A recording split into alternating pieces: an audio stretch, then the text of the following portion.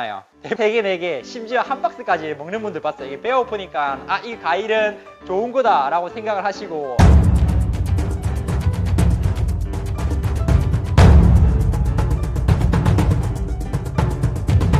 김기웅입니다.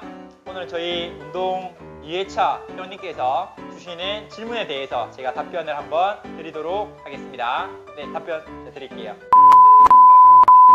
인터벌 운동을 하면 효과가 있는 걸 알지만 그래도 경보를 하면은 또 효과가 있는지에 대해서 질문을 주시는 거죠. 당연히 이제 인터벌을 할 수 있다면은 체력이 된다면은 인터벌 운동을 하시는 게 좋아요. 고강도로 운동을 하다가 좀 힘들면은 휴식을 조금 취하시고 그렇게 해서 강도를 설정을 계속 변화를 주시는 거예요. 근데 일정한 강도로 운동을 하게 되면은 아무래도 몸에서 그 강도를 기억하기 때문에 어떤 특정 이상 운동 강도를 올리지 않으면 몸이 적응을 해버리거든요. 그렇기 때문에 지금은 경보, 빠른 걸음으로 팔도 크게 움직이시고 시간이 지날수록 체력이 올라가겠죠. 그러면은 그때부터는 인터벌 트레이닝을 좀 병행을 해주시는 것도 좋죠. 어떤 특정 운동이 무조건 좋다 나쁘다라고 판단하기보다는 내 몸에 맞는 운동이 제일 좋은 운동이라고 보시면 될 것 같아요. 아프지 않게 그리고 다치지 않게 운동을 하셔야 돼요. 근데 대부분 인터벌이 좋다고 해서 막 열심히 하는 분들 보면은 대부분 내 체력에 맞지 않게 설정을 하다 보니까 잘 다치는 분들이 계시거든요. 그런 것들을 이해하고 운동을 하시면 또 도움이 되겠죠.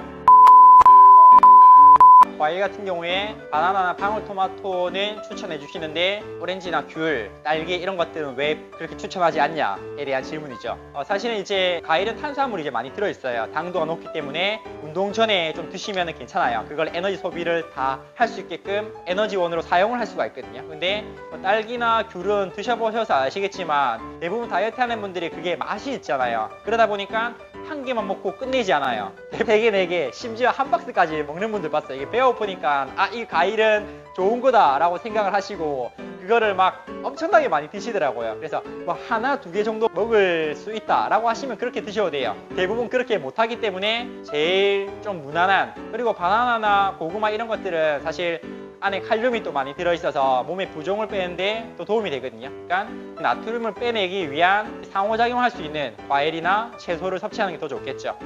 똑같은 음식을 먹는다라고 치면은 뭐 귤이나 딸기도 괜찮아요. 비타민C 함량도 높고 충분히 그걸 먹음으로써 내 몸에서 흡수하고 또 좋은 작용을 할 수가 있거든요.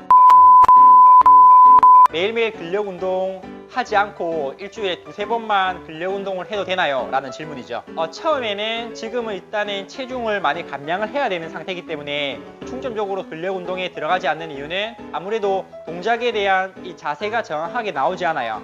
예를 들어서 고관절이나 어깨 관절이나 이런 움직임이 제한 사항이 많다 보니까 처음부터 그런 동작에 들어가면은 부상의 위험이 있을 뿐더러 자극이 잘 안 느껴져요. 지금 근육량도 부족하고 그 자극을 느끼기에는 쉽지가 않거든요. 그래서 일단은 체중을 조금 많이 감량을 하기 전까지는 근력 운동을 지금 생각하시는 것처럼 2번, 3번 정도만 하셔도 조금 유산소성 개념으로 맨몸 근력 운동을 할 거예요. 그러니까 근력 운동을 아예 안 하는 거 아니지만 유산소 운동과 근력 운동을 병행을 해서 운동을 좀 진행한다라고 보시면 되거든요. 근력 운동이 근데 궁극적으로 나중에 꼭 들어가 주셔야 돼요. 몸에 라인을 만들고 몸의 기초 대사량을 올리기 위해서는 부위별 근력 운동이 반드시 필요하긴 하거든요.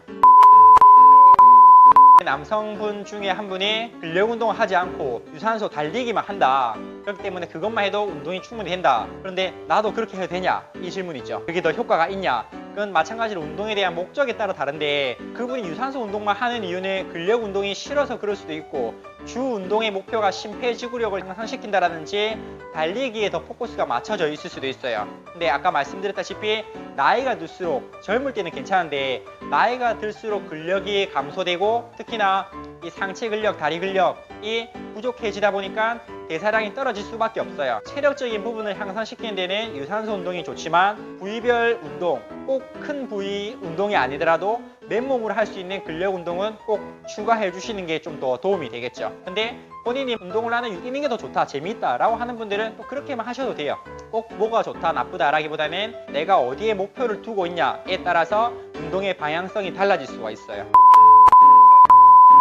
주변에 의사 선생님께서 좀 간헐적 단식, 다이어트식을 추천하셨는데 트레이너 선생님은 어떻게 생각하는지. 저는 좀 간헐적 단식을 추천드리는 이유는 우리가 일상생활 하면서 100% 식단을 조절할 수가 없어요. 예를 들어 회식이 있을 수도 있고 부득이하게 음식을 가족들과의 식사로 인해서 많이 섭취했을 수도 있거든요. 근데 그렇다고 해서 그 순간 바로 포기해버리고 좌절하는 게 아니라 그렇게 먹고 나서 그러면 그 다음날 에너지가 축적이 되어 있겠죠. 그러면 그때 공복 상태로 운동을 통해서 남아있는 에너지를 다 소비할 수 있는 그런 생활 패턴을 가져가시는 것도 일반인 분들에게는 더 도움이 될 것 같아요. 그래서 상황에 따른 간헐적 단식, 그런 다이어트식들이 나에게 적용을 어떻게 하느냐에 따라 달라지는 부분이거든요. 그래서 무조건 좋다 나쁘다라기보다는 내 몸 상태에 맞춰서 진행을 하셔라. 근데 뭐 당뇨나 고혈압이나 심혈관계 질환이 있는 분들은 간헐적 단식이 사실상 꼭 좋은 것만 아니에요. 갑자기 당이 떨어질 수도 있고 또는 음식을 섭취해야 되는데 그렇지 못했을 경우에 따라오는 부작용들이 있을 수 있거든요. 그런 것들을 조금 더 이해하고 만약에 병이 있다라고 하면은 의사 선생님의 처방을 받고 나서 운동을 하고 약을 섭취하는 게 좋죠. 근데 뭐 일반적으로 아무 이상이 없다라고 하는 분들은 음식을 좀 간헐적으로 단식을 하는 게 오히려 몸을 좀 클린하게 정화할 수 있는 작용을 하거든요.